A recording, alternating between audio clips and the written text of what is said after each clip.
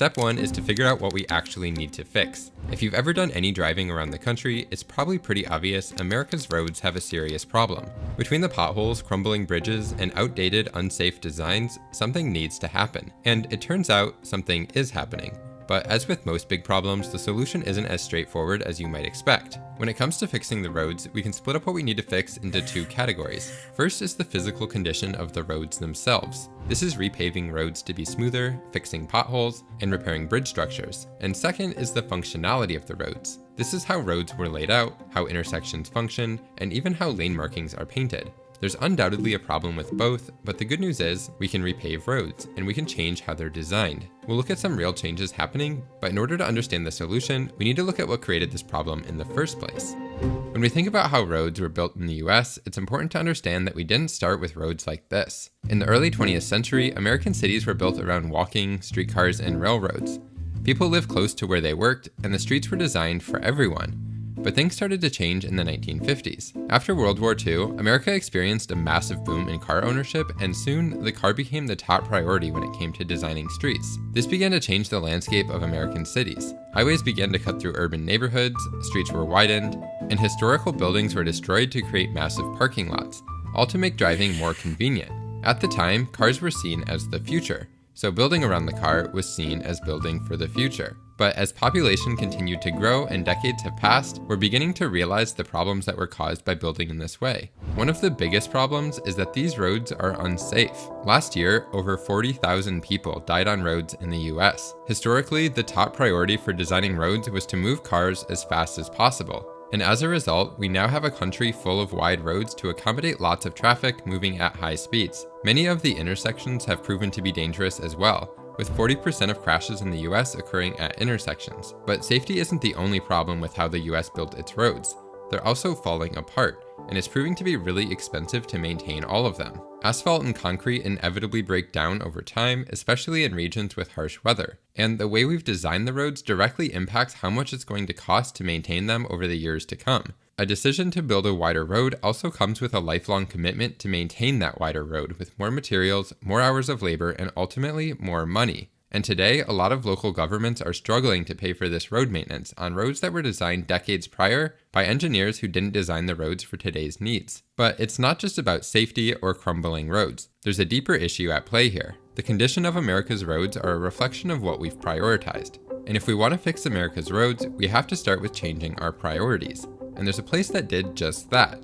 This is Hoboken, New Jersey, and for the past 7 years, they haven't had a single traffic fatality. They did it by making their streets really simple. Many of the streets are just one-lane, one-way streets, and they've minimized the distance pedestrians have to cross by eliminating parking at intersections, which also greatly improves visibility and increases safety. Many of the intersections make all drivers stop too, and the crosswalks and bike lanes are well marked. All of this keeps speed slow and orderly, and as a result of prioritizing safer road design, they've actually saved lives. But the reality is, the country as a whole still has a long way to go, and not everyone lives in a city. Rural America deals with the same issue of wanting safer, well-maintained roads. Well, change is happening there too. This intersection in Ohio saw a high number of serious crashes, so the state did something unique with it. This is a peanut-shaped roundabout, and it functions the same as a regular roundabout. The reason behind the shape was to minimize impact on the existing properties at the intersection and keep a wide enough radius around the curves to allow for large vehicles to maneuver through the roundabout. Roundabouts, regardless of their shape, have proven to be a great safety improvement in rural areas where high-speed roads like these intersect, and they're continuing to grow in popularity around rural America. Most are just simple one-lane roundabouts like this, making them easy and non-intimidating for drivers who might be scared off by larger roundabouts in more urban areas. Changing our priorities to create a network of roads that makes sense for America is going to mean something different no matter where you go. It doesn't mean getting rid of cars or turning every intersection into a roundabout. It's about finding the solution that will create safer roads for everyone. But here's the unfortunate reality.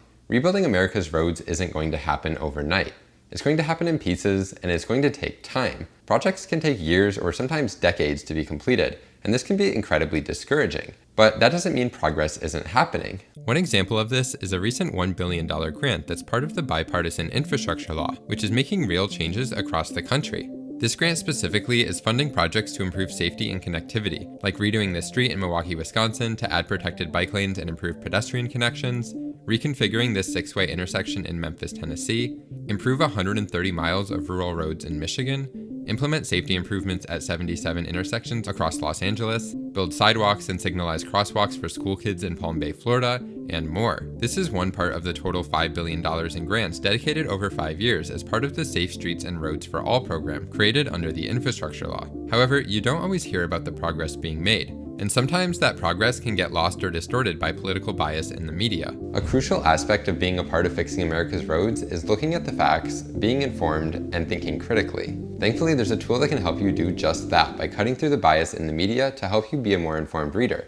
It's the sponsor of this video, Ground News. Ground News is a website and app that gathers news from over 50,000 sources around the world, along with information about the source's political bias, factuality, and ownership that I use to make more informed decisions. You can try it out at ground.news/streetcraft. For example, when we look at the coverage of the recent $1 billion grant, we can see that the story was covered by 30 sources, with the majority of those coming from the center.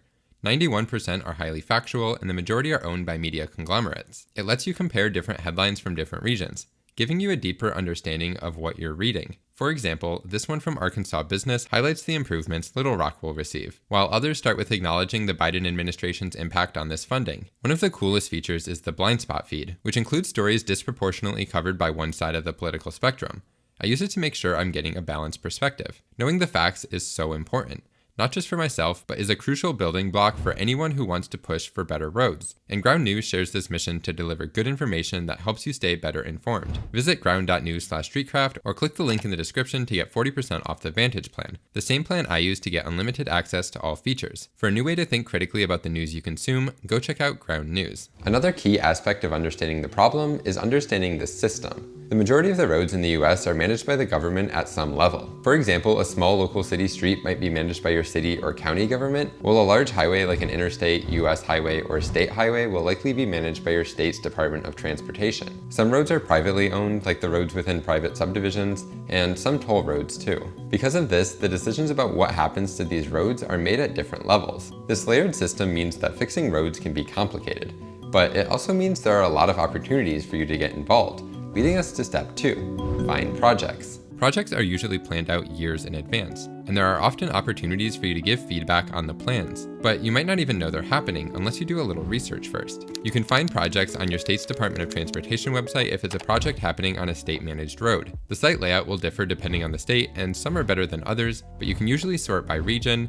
and if they're accepting public comment. Also look for places to sign up for email lists, as those can send you updates on projects that may be happening in your area. Cities and counties also do their own projects, so take a look on their websites as well for the same information. Many areas also have metropolitan planning organizations, which organize and prioritize which projects should receive funding. They're also a good resource to find projects and give input. Finally, if you ever find public input meetings that are scheduled to happen in person, show up to them. Depending on the area, there may only be a couple of people show up to give their thoughts, and those people might not share the same ideas you have. The format of these meetings can obviously vary, but even if you don't want to speak, sometimes they just have comment cards that you can fill out in person with your thoughts. After initial public input, transportation planners and engineers develop proposals and plans, which are then reviewed and modified based on further feedback. These projects typically have multiple rounds of review, so don't be discouraged if you feel your input wasn't immediately incorporated. It still might make a difference in the later stages. But there are obviously tons of projects that aren't being worked on yet, or you might not be able to find any information about it. But just because it doesn't have a feedback page doesn't mean you can't give feedback, leading us to step 3, contact. For local roads, those employed by the road commissions or public works departments usually handle a lot of the planning, construction, and maintenance. Their contact information is often available on city or county websites, and you can contact them to voice your concerns or share input. Along with this, local elected officials have a say in what gets prioritized when it comes to infrastructure projects. These are the people who vote on budgets and allocate funding for local projects. They can also have greater influence in voicing their opinions to those working on the projects, both at the local level and at the state level. Of course, you can and should contact them with your concerns, as that's what they're elected to do. Which brings us to step 4, vote. Voting for candidates that prioritize your concerns is something really easy you can do to have a real impact. But the thing is, you need to figure out which candidates are actually prioritizing your concerns. And when it comes to infrastructure, there's a stake at nearly every level of government. The one that is arguably most important for solving issues in your community that affect your everyday life are local elections. These elections truly make a difference in what your community will look like. For example, they're the ones pushing for money to build a new roundabout at a dangerous intersection, or allocating part of the city budget to improve crosswalks at schools. The problem is, you may have no idea if these are the kinds of things that the people running for local office care about, or who's even running for local office. Luckily, it's pretty easy to find out by looking up a sample ballot. Search for your county or state, and you should be able to find a list of who's running. From there, look up what their priorities are, or find their email and ask them what plans they have to improve infrastructure in your community. If you don't know what to say, there's a sample letter down below in the description that you can customize to address a specific intersection or road, or just get a better understanding of what they'll prioritize in office. To some, road improvements could look like adding 5 more lanes, and to others, it could look like creating bike lanes and expanding sidewalks. This gives you the chance to make them aware of what kind of things their constituents want to see, and it can bring awareness to issues they might not otherwise know about. But despite the need for improvements, a lot of times cities just don't have the money. This is where the importance of higher levels of government come in, because the state and federal government can provide the funding for projects that cities might not have on their own. For example, all of the projects I talked about earlier as part of the recent federal grant are happening because A, the bipartisan infrastructure law is providing the funding they may not have otherwise had, and B, local leaders saw the opportunity and applied for that funding. A lot of times, funding for projects is a collaborative effort between different levels of government. While it's easy to focus on political differences, it's important to recognize when effective policies and legislation lead to actual physical improvements in our communities that affect everyone, regardless of political party. Infrastructure is one of the most tangible ways to see the impact of who you elect, and it's something that makes a real difference in your life.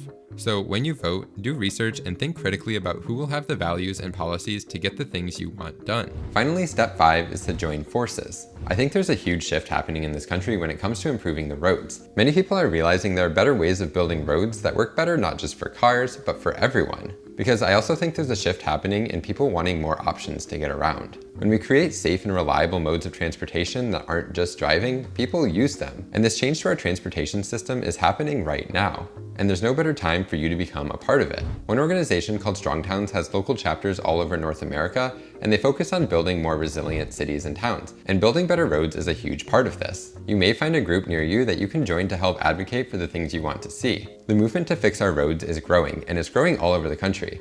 I honestly believe that in another 50 years from now, this country will look very different when it comes to how we get around. It'll be one where we have more options to get around, and one where traffic deaths are a rarity, not just a part of life. But it's going to take everyday people to stand up with others and advocate for better roads, one community at a time. I talked a little bit about changing what we prioritize when it comes to building roads, but there's actually a lot of different variables that can be prioritized, and they also have a huge impact on why traffic exists. Check out this video next to figure out what they are, and if you want to help support videos like this, consider getting a shirt or joining our Patreon down below.